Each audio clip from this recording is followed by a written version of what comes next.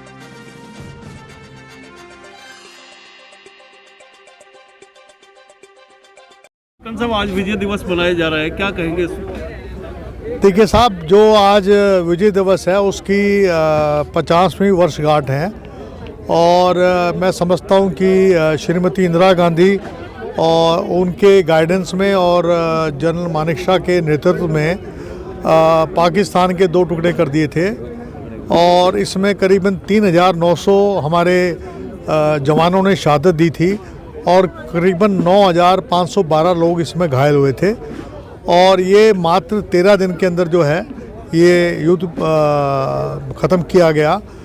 पहले 3 दिसंबर को जो है पाकिस्तान के लोगों ने अमृतसर, हमारे जालंधर और जम्मू और कई हमारे जो स्टेशंस थे वहाँ पर बमबारी की। उसके बाद 4 दिसंबर से हमारे जो सैनिक हैं वो इसमें ईस्ट पाकिस्तान में घुसकर और उन्होंने जो वाहिनी थी इनकी, जो बांग्लादेश वाहिनी थी उनके साथ मिलकर और 93,000 जो हमारे उनके पाकिस्तान के जो सोल्जर्स थे उनका आत्मसमर्पण करवाया। और ये इतिहास के अंदर जो है ये स्वर्ण अक्षरों में लिखा जाएगा कि पाकिस्तान के इंदिरा गांधी जी के समय में 2 हिस्से हो गए थे। और मैं समझता हूँ कि 1962 के अंदर भी जो ये स्मारक बना हुआ है, इसमें 114 जवान हमारे शहीद हुए थे। उसमें से मेजर शैतान सिंह जी के नेतृत्व में हमारी चार्ली कंपनी, तो मेरी सरकार से मांग है कि अहीर रेजिमेंट, गुर्जर रेजिमेंट, अन्य जो हमारे जो बैकवर्ड क्लासेस के लोग हैं, जो लड़ने वाली कौमें हैं, उनकी भी जो है रेजिमेंट बननी चाहिए। म्यूजियम को लेकर के कहा था कि काफी दुर्दशा का शिकार यहाँ पर देखा जा रहा है। देख रहे होंगे आप देख रहे हैं क्या हालत है। अब मैं क्या दिखाऊं, आप अंदर जाके देख लीजिए ना, सफ़ेदी है, जर्जर हालत हो रही है। अगर हमारे वीर जवानों के साथ जिन लोगों ने देश के लिए शहादत दी है, अगर उनकी भी अगर ये देखभाल नहीं कर सकते हैं, तो ये चीन, पाकिस्तान और हिंदू मुसलमान के नाम से लोगों को गुमराह कर रहे हैं। और जो लोग रोज़ आतंकवादियों से लड़ते हुए शहादत देते हैं, उसके बाद जितने भी शहीद हुए हैं, ना तो उनकी यहाँ फ़ोटो लगी हुई है, जो हमने फ़ोटोग्राफ लगाई थी वही फ़ोटोग्राफ लगी हुई हैं, एक भी नया मेमेंटो ये लगा नहीं पाए।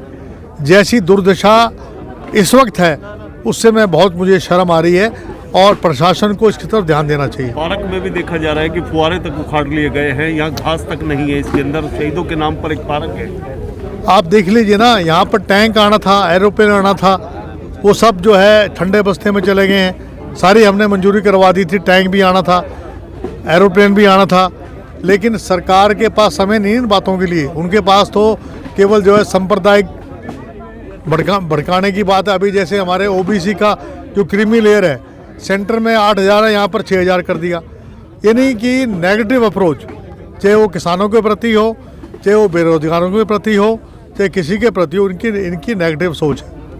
राव इंद्रजीत ने भी ये कहा था कि राज्य सरकार भी केंद्र के सरकार के बराबर ओबीसी का कोटा कर दे। नहीं कहाँ किया, तो राव इंद्रजीत सिंह को आगे आना चाहिए, बोलते क्यों नहीं है? उनको बोलना चाहिए। जब 8 लाख वहाँ पर है प्रति एनम, तो यहाँ 6 लाख क्यों किया है? ये तो सरासर भेदभाव है।